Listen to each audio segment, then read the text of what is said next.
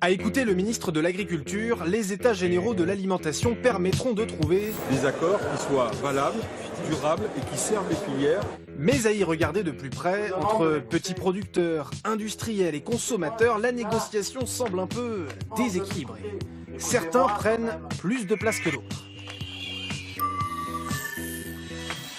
Les États généraux, ce sont plusieurs tables rondes présidées par 21 personnalités.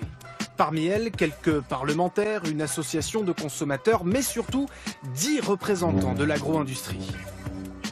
Très bien placés pour défendre leurs intérêts. Prenez cet atelier. Rendre les prix d'achat des produits agricoles plus rémunérateurs pour les agriculteurs. Qui le préside à votre avis? L'un des patrons de Danone, François Hérault, et Serge Papin, le PDG de Système U. Un industriel et un patron de supermarché pour défendre les agriculteurs.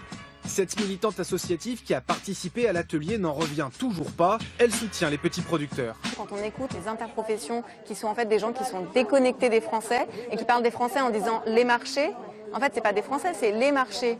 Bah, effectivement ils sont déconnectés par rapport aux besoins de la population. On est en colère et déçus. Dans d'autres ateliers, l'agro-industrie avance parfois masquée. Rémi Aquin par exemple, il co-préside l'atelier sur l'économie bio. Le ministère le présente comme le patron d'Adivalor, une entreprise spécialisée dans le recyclage. Mais surprise, Rémi Aquin est aussi vice-président de l'AGPB, le principal lobby des céréaliers. Pas franchement les meilleurs défenseurs du bio, selon les ONG. L'intéressé s'en défend. Je ne suis pas là en tant que membre de l'AGPB. Non mais vous l'êtes aussi. Oui, et alors, c'est pas parce que je suis producteur de blé que je devrais être interdit de cet atelier. De toute façon, l'équilibre, on n'y est pour rien. L'équilibre, ou plutôt le déséquilibre, nous l'avons calculé.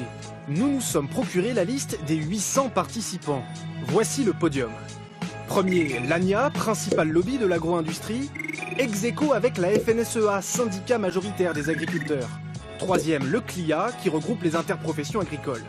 Loin derrière, on retrouve la société civile beaucoup moins représentée. Nous avons montré ces chiffres au ministre de l'Agriculture. Vous trouvez ça normal? Moi, ce qui m'intéresse à la fin, c'est pas de savoir si on avait une ou deux personnes de trop dans tel ou tel groupe, c'est que chacun ait pu poser un diagnostic. Le diagnostic des associations et des petits producteurs, le voilà. Ils viennent d'envoyer une lettre à Emmanuel Macron pour qu'il prenne mieux en compte leurs propositions. On saura dans son discours de demain si le chef de l'État l'a lu.